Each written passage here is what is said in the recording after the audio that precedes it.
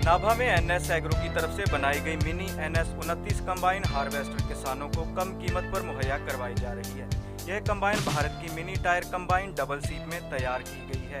इसमें किर्लोस्कर कंपनी का 4 cylinder engine 76 HP भी लगाया गया है। यह मशीन छोटी व वजन में कम होने के कारण तंग रास्तों पर भी आसानी से कार्य कर सकती है। इस मशीन पर कार्य करने के लिए अधिक स्टाफ की जरूरत नहीं, सिर्फ ड्राइवर ही आसानी से ऑपरेट कर सकता है।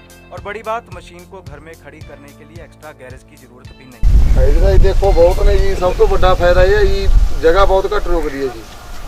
बाकी भीड़े रास्तिਆਂ ਦੀ ਲੰਘ ਜਾਂਦੀ ਹੈ ਜੀ। और डीजल उस तो बहुत घट है जी। 3.5 ਦੇ ਹਿਸਾਬ ਨਾਲ ਖਾ ਰਹੀ है जी घंटे ਦਾ। बाकी कटाई है जी घंटे ਦੇ ਵਿੱਚ 2-2.5 ਕਿੱਲੇ ਕੱਟ ਰਹੀ है। बाकी कणक ਦਾ ਨਖੇਰ ਬਹੁਤ ਵਧੀਆ ਜੀ, ਛੋਟੇ ਕਿਸਾਨ ਵਾਸਤੇ ਬਹੁਤ ਕਾਮਯਾਬ ਹੈ ਜੀ।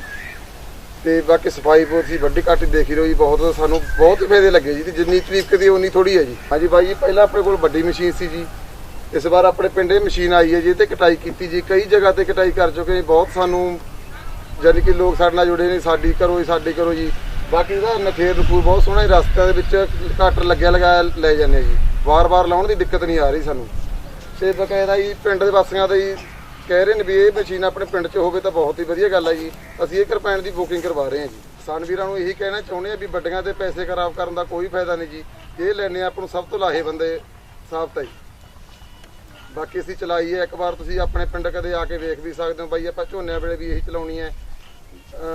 ਹੋ ਸਕਦਾ ਤੁਹਾਨੂੰ ਆਪਦੀ ਬੁਕਿੰਗ ਕਰਵਾਈ ਹੋਈ ਹੈ, ਆਪਣੀ ਆ ਜੇ ਤੁਸੀਂ ਆ ਕੇ ਬਾਈ ਦੇਖ ਸਕਦੇ ਹੋ। ਪਿੰਡ ਰੰਬਿੱਤੇ ਵਾਲਾ ਜਿਹੜਾ ਮਾਨਸਾ ਹੈ, ਆਪੇ ਦੇਖੋਗੇ ਤਾਂ ਬਾਈ ਇਹਦੇ ਗੁਣ ਦੱਸਣ ਦੀ ਲੋੜ ਨਹੀਂ, ਆਪੇ ਤੁਹਾਨੂੰ ਪਤਾ ਲੱਗ ਜਾਣਾ।